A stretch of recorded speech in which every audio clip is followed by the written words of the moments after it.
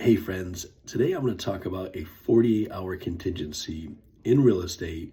What is it and what is it used for?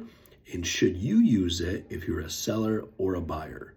I'm just going to give you a couple examples that from each perspective, and you can decide if this is for you or not. As a seller, you ideally want the highest amount of money for your house with the least amount of contingencies. A contingency could be the buyer needs to sell their house, financing, right? Maybe they've got a FHA or conventional loan, inspections. They want to do a home inspection, a septic inspection. There could be other contingencies as well, like approval from the town, a certificate of occupancy. For today, I want to talk about the buyer needs to sell their house, which is on the market, but not yet in contract. So we'll just use my favorite address, 123 Main Street, the house that's for sale. And the buyer wants to make an offer for full asking price, whatever that number is, conventional loan, contingent upon them selling their own house, which is on the market, but not yet in contract. So the seller might decide, we'll take that offer, but we want to continue to market this property because there might be a different offer that we can take and then give the current buyer 48 hours to get rid of that contingency. And by getting rid of that, it might mean they put their house into contract, right? So the buyer's house goes into contract, or the buyers decide, you know what?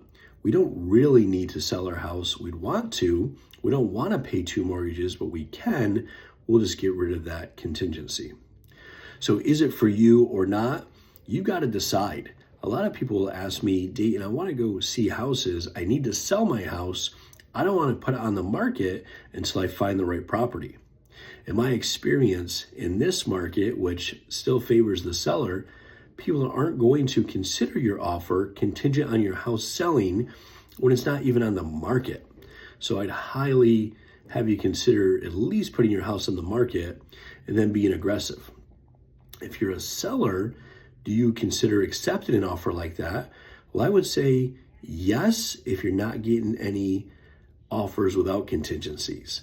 If you've been on the market for 20, 30, 40 days and you haven't had any offers, maybe it's just a little high price and you need to adjust the price, or maybe there's just not a lot of buyers that are looking to buy without having to sell their house.